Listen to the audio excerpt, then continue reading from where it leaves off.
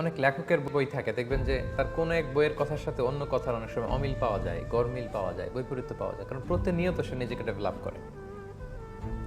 কোরআনে এটা আপনি পাবেন না। কোরআনের এক আয়াত অন্য আয়াতকে ব্যাখ্যা করে, একটা আরেকটাকে সাপোর্ট করে, পরিপূরক, সম্পূরক। অমিল নেই, কন্ট্রোভার্সি নেই, বরং আপনি হারমোনি খুঁজে পাবেন, ওয়েল কানেক্টেড। এর কারণ এটা আল্লাহর পক্ষ থেকে এসেছে। আল্লাহ বলেন, তারা কি কোরআন নিয়ে গবেষণা করে না?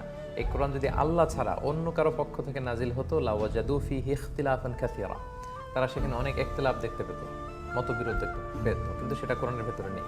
কোরআনের সামনে দিয়ে পেছন দিয়ে নতুন করে কিছু কোরআনে ঢুকতে পারবে না।